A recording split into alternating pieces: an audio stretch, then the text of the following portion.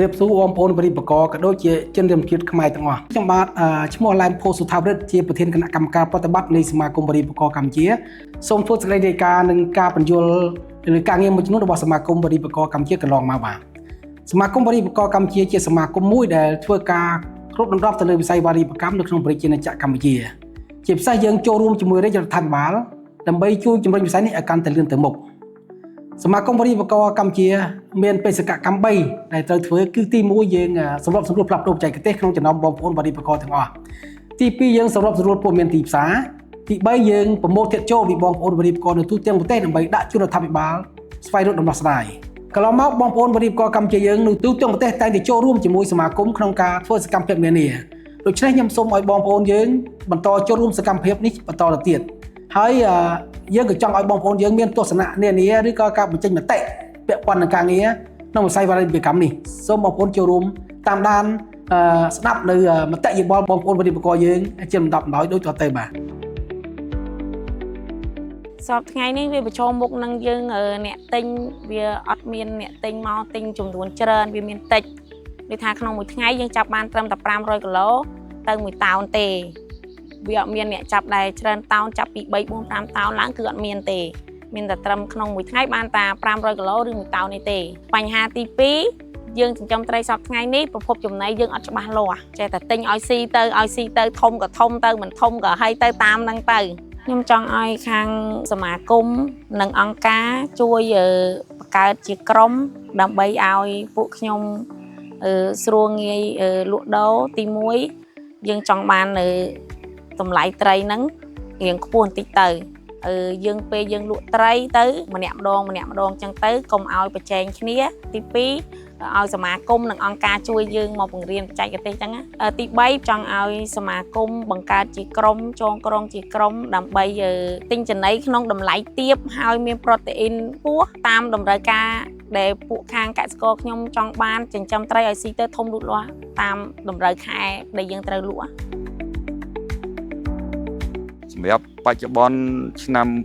2025បើគិតទៅវាមានផលលំបាកខ្លះដូចថាចំណីត្រីដើមទុនចំណីដែលរឿងខ្ពស់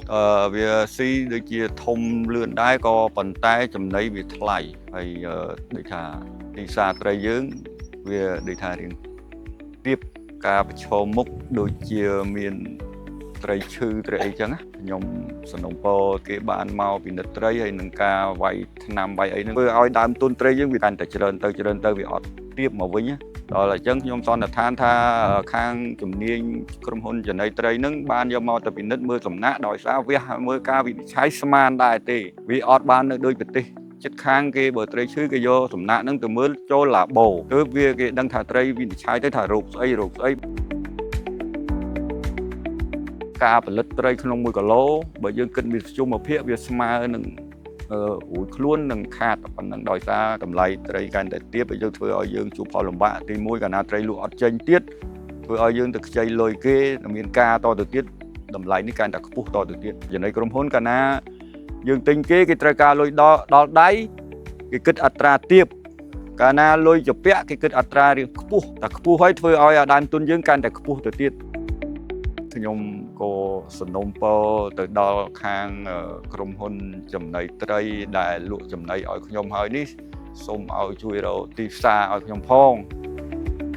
សូមឲ្យជួយដំណោះស្រាយដូចជាថានៅតាមបណ្ដាខេត្តឬមួយបណ្ដាស្រុកឲ្យជួយដាក់ម៉ាស៊ីនដូចគេហៅថាឡាបូបណ្ឌិតសំណាក់ត្រីដែលឈឺហ្នឹងណា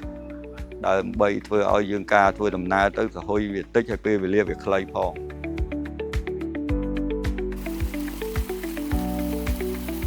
បញ្ហាដែលខ្ញុំជួបប្រទះបច្ចុប្បន្ននេះគឺខ្ចីទៅធនាគារឬក៏មីក្រូហិរញ្ញវត្ថុបាទមួយទៀតគឺតាក់ទងជាមួយនឹងកតាពូជបច្ចុប្បន្ននោះគឺជាកសិករនៅក្នុងស្រុកនៅក្នុងភូមិរបស់ខ្ញុំហ្នឹងគឺបាទជ្រើសរើសពូជពីប្រទេសជិតខាងបាទធ្វើឲ្យការចិញ្ចឹមរបស់ខ្ញុំហ្នឹងគឺពុំទាន់បានល្អឬក៏ជោគជ័យដោយសារតែអត់ដឹងបានប្រភពច្បាស់លាស់ត្រីរបស់គេហ្នឹងគឺមានសុខភាពល្អឬក៏គេរែងប្រមាណទឹកយើងអត់ដឹងទេបាទបច្ចុប្បន្នតម្លៃត្រីលើទីផ្សារនៅក្នុងប្រទេសយើងគឺមានការធ្លាក់ថ្លៃដោយសារតែការនាំចូលពីប្រទេសជិតខាងច្រើនសំណូមពររបស់ខ្ញុំ បាទក៏ដូចជាវិជាកសិករនៅក្នុងភូមិរបស់ខ្ញុំគឺឲ្យផលិតត្រីនៅក្នុងស្រុកឬក៏ពូជក្នុងស្រុកយើងរបស់យើងបានអញ្ចឹងណាបាទហើយឲ្យមានប្រភពច្បាស់លាស់បាទឲ្យយើងដឹងថាអូពូជរបស់យើងនឹងមានគុណភាពល្អចិញ្ចឹមទៅឆាប់ធំលើកស្ទួយក្នុងការផលិតកូនត្រីនៅក្នុងស្រុកយើងបន្ថែមទៀតបាទជៀសវាងការនាំចូលពីប្រទេសជិតខាងតាក់ទងជាមួយនឹងកត្តាទីផ្សារបើសិនជាយើងផលិតអត់គ្រប់ទេចាំយើងនាំចូលបាទហើយបើនាំចូលគឺគិតពីគូតាបានច្បាស់លាស់បាទគេថាប៉ុនគួយឲ្យបានច្បាស់ត្រឹមត្រូវបាទ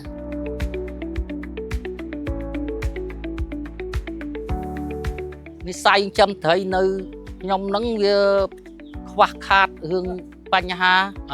លុយកាក់ចុងក្រោយវារយៈពេលយើងចិត្តលក់